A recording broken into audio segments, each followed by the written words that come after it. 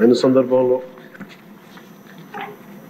కుటుంబ ప్రభుత్వం ఏం చేసిందని గౌరవ ముఖ్యమంత్రి గారు చాలా అద్భుతంగా తెలియజేశారు. ఈ కష్టం వెనుక ఒకసారి మనం చేసిన విషయాల కంటే కూడా ముందు మనం మాట్లాడుకోవాల్సింది మనం ఏం ఇన్హెరిట్ చేసాం, ఏం వారసత్వంగా వచ్చినాయి ఒకసారి చూస్తే అధ్యక్ష, గుంతలు, శిథిలమైపోయిన రోడ్లు, విచ్చలవిడిగా పెరిగిపోయిన గంజాయి వనాలు, ఇసుక దోపిడీలు, రివర్స్ టెండరింగ్లు, నిర్వీర్యం అయిపోయిన పంచాయతీలు, ఆరోగ్యశ్రీకి ఇవ్వని డబ్బులు, రామతీర్థం రాముల వారి విగ్రహం నరికివేతలు, 219 ఆలయాలు అపవిత్రం చేయడాలు, మద్యం దోపిడీలు, ఎర్రమట్టి దిబ్బల దోపిడీలు, కూల్చివేతలు, వీటిని వారసత్వంలో తీసుకొచ్చాం అధ్యక్ష.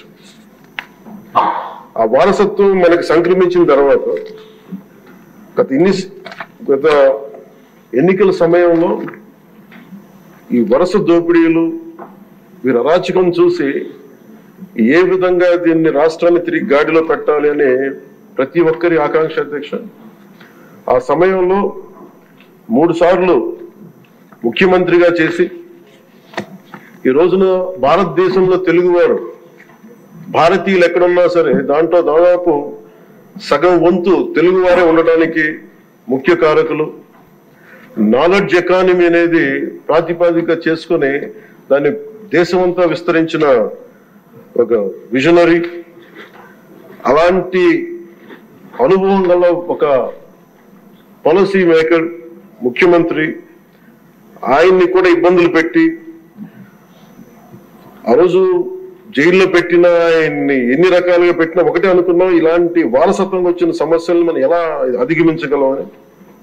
ఈ రోజున 150 రోజుల పాలనలో ముఖ్యమంత్రి గారు చెప్పింది, గౌరవ ముఖ్యమంత్రి గారు చెప్పింది చాలా ఉత్సాహం ఇచ్చింది, ఉత్సాహాన్ని నింపింది, భవిష్యత్తు పట్ల విశ్వాసాన్ని తీసుకొచ్చింది.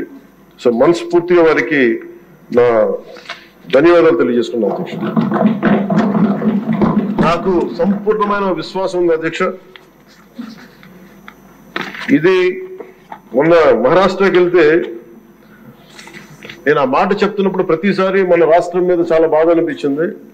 మహారాష్ట్ర $1 ట్రిలియన్ ఎకానమీ అవ్వాలని మనస్ఫూర్తిగా కోరుకుంటున్నానని. నా మనసులో ఇబ్బంది పడింది ఏంటంటే మన రాష్ట్రానికి ఎందుకు బలంగా చెప్పలేకపోయాం అనేది. కాకపోతే మనకు వారసత్వం వచ్చిన సమస్యలు కాబట్టి ఆ రోజున చెప్పలేకపోయాను. ఈ రోజు నాకు 150 రోజుల గౌరవ ముఖ్యమంత్రి గారి అనుభవంతో కూడిన ఈ పాలనలో నాకు సంపూర్ణమైన విశ్వాసం ఉంది అధ్యక్ష. ఆంధ్రప్రదేశ్ $1 ట్రిలియన్ ఎకానమీగా అతి త్వరలోనే ఈ 5 సంవత్సరాలు వెళ్తుందని మనసు సంపూర్ణ విశ్వాసం ఉంది. $1 ట్రిలియన్ మన ప్రజలకు అర్థం అవడానికి 7,65,000 కోట్ల ఎకానమీ. గత ప్రభుత్వం మనల్ని ఎకానమీని నిర్వీర్యం చేసింది, ఇబ్బంది పాలు చేసింది, అన్ని రంగాల్లోనూ రాష్ట్ర ప్రభుత్వాన్ని వెనక్కి తీసుకెళ్లిపోయింది.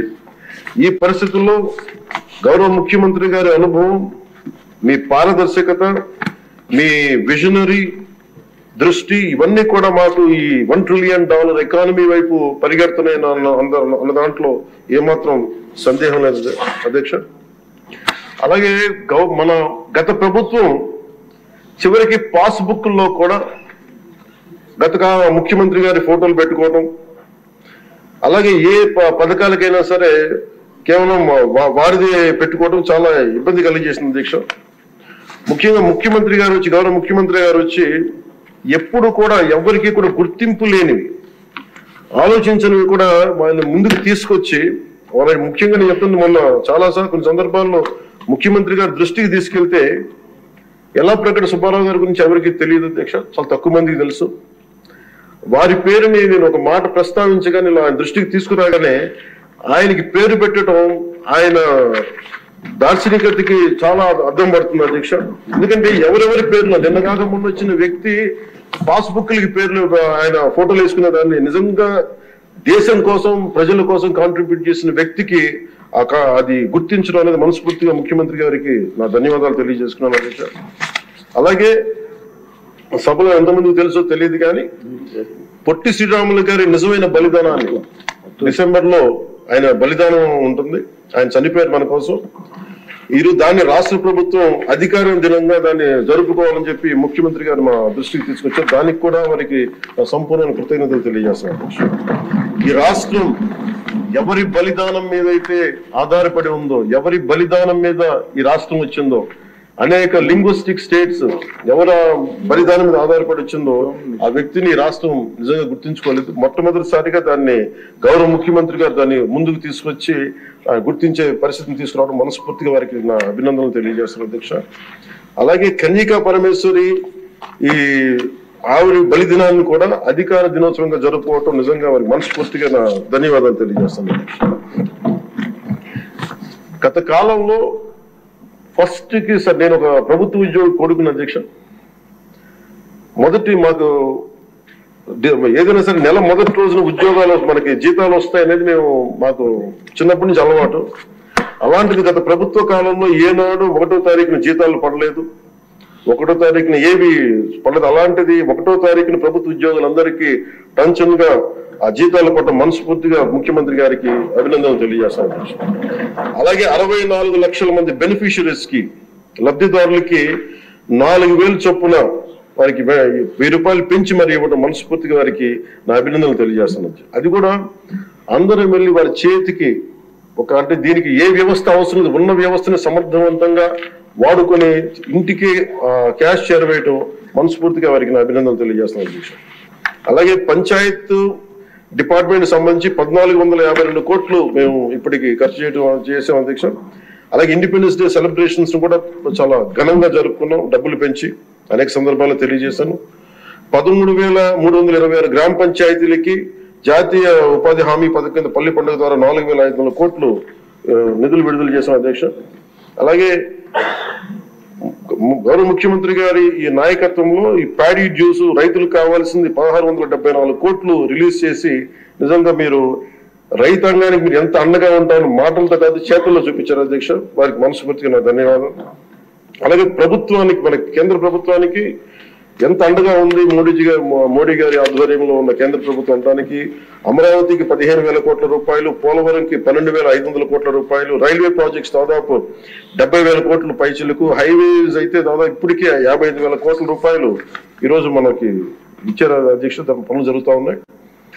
అలాగే ముఖ్యమంత్రి గారికి కూడా ముఖ్యంగా మిడ్ డే నేను అడిగింది ఏంటంటే ముఖ్యమంత్రి గారిని డొక్కా సీతమ్మ గారి పేరు ఏదన్నా పథకాన్ని క్యాంటీన్ పెట్టండి అంటే ఆయన ఏకంగా దీనిలో నారాయణ గారికి కూడా ముఖ్యమంత్రి గారు ప్రత్యేకంగా నా ధన్యవాదాలు తెలియజేస్తున్నాను అధ్యక్ష. మధ్యాహ్న భోజన పథకాన్ని విద్యార్థుల మధ్యాహ్న మిడ్ డే మీల్ స్కీమ్ కి డొక్కా సీతమ్మ గారి పేరు పెట్టడం మనస్ఫూర్తిగా వారి చేతులు ఎత్తి నేను నా మనస్ఫూర్తిగా కృతజ్ఞతలు తెలియజేస్తున్నాను అధ్యక్ష. అలాగే ఇలాంటి స్ఫూర్తి చూసి నాకు కూడా వ్యక్తిగతంగా నేను ముఖ్యంగా ఆయన లీడర్షిప్ ఎబిలిటీ, ఒక క్రైసిస్ వచ్చినప్పుడు ఒక నాయకుడు ఎలా ఉండాలి, ఒక వరదలు వచ్చినప్పుడు ఎలా ఉన్నారనేది మనకి విజయవాడ బొడుమేరు వరదలప్పుడు అసలు ఆయన చూపించిన నాయకత్వ పటిమ ఇవన్నీ చాలా ఆదర్శనీయం అధ్యక్ష. మేము వెళ్ళి కాళ్ళు మన చొక్కా మడిచి ఆయన దిగి బురదలో నడిచి దిగి ఆయన అవసరం లేదు, ఆయన చేయించవచ్చు. ఒక కమాండ్ సెంటర్ లో కూర్చొని చేయగలిగే సత్తా ఉండి కూడా మా అందరికీ ధైర్యం నింపడానికి, మా అందరికీ భరోసా నింపడానికి, ప్రజలకు ఆ భరోసా ఇవ్వడానికి ఆయన నడిపించిన తీరు యంత్రాంగాన్ని చాలా అభినందనీయం అధ్యక్ష. అలాగే జల్ జీవన్ మిషన్ కి సంబంధించి అధ్యక్ష ఈ రోజు గత ప్రభుత్వం ఫిల్టర్ బెడ్స్ కూడా మార్చలేదు అధ్యక్ష. అంటే 4 లక్షలు అవుతుంది. అంటే ప్రతిసారి ప్రతి నెల మొదటి లేయర్ లో మొదటి శాండ్ తీసి అది అసలు కనీసం అది కూడా కనీసం ఫిల్టర్ బెడ్స్ మార్చని కాడికి ఈ రోజు పొద్దున మన అసెంబ్లీలో కూడా మాట్లాడిన గౌరవ సభ్యులు కొంతమంది తీసుకొచ్చింది కనీసం మనకి ఈ కిడ్నీ వ్యాధులు ఎక్కువైపోతుంది, కనీసం ఫిల్టర్ బెడ్స్ కూడా మార్చలేదు. కనీసం ఫిల్టర్ బెడ్స్ మార్చిన కొంత ఇంపాక్ట్ తగ్గుద్దని అంటుంటే నిజంగా అనిపించింది అధ్యక్ష. జల్ జీవన్ మిషన్ మేము ఇప్పుడు దాకా గౌరవ ముఖ్యమంత్రి గారి నాయకత్వంలో ఆయన విజన్ తోటి జల్ జీవన్ మిషన్ ని ఈ రోజున అందరికి మాటిస్తున్నాం అధ్యక్ష, రాష్ట్రానికి మాటిస్తున్నాం. జల్ జీవన్ మిషన్ మన కేంద్రం మనకి గౌరవ ప్రధానమంత్రి గారి ఆశీస్సులతో గౌరవ ముఖ్యమంత్రి చంద్రబాబు గారి నాయకత్వంలో మునిపెన్నడూ లేని విధంగా భారతదేశంలోని ఎప్పుడు కూడా జల్ జీవన్ మిషన్ ఏ స్థాయి ఇది ఒక మోడల్ గా చేస్తాం అధ్యక్ష. ఆ మాట మేము అందరం కమిటెడ్ గా ఉన్నాం అధ్యక్ష. అలాగే లా అండ్ ఆర్డర్ కి సంబంధించి లా అండ్ ఆర్డర్ లో 3 IPS ఆఫీసర్స్ ని ఏకకాలంలో సస్పెండ్ చేసిన ఘనత, వాళ్ళు చేసిన తప్పులకి ఆ ధైర్యం కావాలంటే ఆయన అనుభవం చాలా స్పష్టంగా తెలియజేస్తుంది. అలాగే లా అండ్ ఆర్డర్ సంబంధించి ఇంకొకటి గంజాయి వనాలు పెరిగిపోయిన చోట తిరిగి శుద్ధి డ్రోన్స్ ను వాడి గంజాయి అరికట్టడం. ఈ మధ్యలో కూడా మనం ఏ స్థాయికి వచ్చిందని పక్కన ఉన్న వైజాగ్ లో హాస్పిటల్ పక్కన చిన్న చిన్న పిచ్చి మొక్కలు కూడా పెంచేస్తాం. అంత ఇదిగా పెరిగిపోయిన దాన్ని ఉక్కుపాదంతో దాన్ని అణిచేస్తామని చెప్పింది చాలా స్ఫూర్తిదాయకం అధ్యక్ష. ప్రత్యేకించి సోషల్ మీడియాకి సంబంధించి అసలు ఇంట్లో ఆడబిడ్డలు బయటికి రావాలన్నా కానీ ఊళ్ళల్లో ఈ రోజున ఇక్కడున్న చాలా మంది గౌరవ సభ్యులు కానీ ముఖ్యమంత్రి కానీ వీళ్ళందరూ ఎంతో కొంత ఒక ఇన్సులేటెడ్ అధ్యక్ష. కొంతమంది అధికారులు తెలియచ్చు, లేదంటే మనుషులు ఉండొచ్చు, ఇవన్నీ ఉండొచ్చు, కానీ నిజంగా సఫర్ అవుతుంది ఊళ్ళల్లో ఆడపిల్లల అధ్యక్ష. ఈ అలవాటు అయిపోయి, గత ప్రభుత్వం చేసిన అలవాటు అయిపోయి ప్రతి ఒక్కళ్ళు ఒక ముఖ్యమంత్రి స్థాయి వ్యక్తిని బూతులు తిట్టడం, అన్ని తిట్టిన తర్వాత కూడా వాళ్ళకి అలవాటు అయిపోయి ఇంకెవరు తిట్టాలో తెలియక స్థానికంగా ఉన్న ఆడపిల్లల మీద కూడా వీళ్ళు అవాకులు చవాకులు పేలి పచ్చి బూతులు తిడతా ఉంటే ఎవరికి చెప్పుకోలేక వాళ్ళు ఇబ్బంది పడతా ఉంటే బయటికి రాలేకపోతున్నారు. క్రైమ్ మైండ్ సెట్ పెరిగిపోయింది, క్రిమినాలిటీ పెరిగిపోయింది. ఇలాంటి సమయంలో ఆయన ఉక్కుపాదంతో సోషల్ మీడియా యాక్టివిస్టులు అనే పేరు చెప్పుకునే గుండాలకి, రౌడీలకి ఆయన తీసుకున్న చర్యలు, హోంమంత్రి అనిత గారు తీసుకున్న చర్యలు చాలా బలమైన అభినందనలు తెలియజేస్తారు. ఇదే కొనసాగాలని కోరుకున్నాను అధ్యక్ష. This should be a continuity of our entire governance.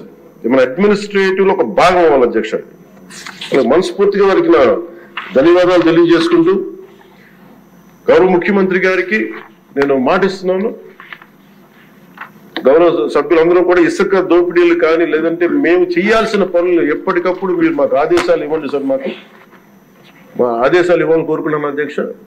మేము బెల్ట్ షాపులు కానీ మా అందరి బాధ్యత లా అండ్ ఆర్డర్ గురించి మాట్లాడటం, మా మంత్రివర్గంలో ఏ శాఖ అయితే తీసుకున్నామో ఆ శాఖల్ని సమర్థవంతంగా వారి విజన్ కి తగ్గట్టుగా పనిచేయడం అధ్యక్ష.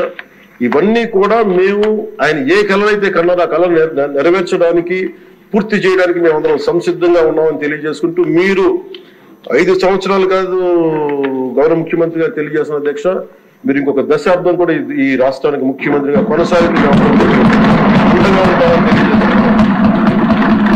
మీరు ఇదే స్ఫూర్తిని కొనసాగించాలని, ఇదే మీ ప్రతిభా పాఠవాలు చూపించాలని మనస్ఫూర్తిగా మేము కోరుకుంటూ గౌరవ సభ్యులందరికీ, సభాపతి గారికి మనస్ఫూర్తిగా ధన్యవాదాలు తెలుపుకుంటూ సమర్థిస్తున్నాను.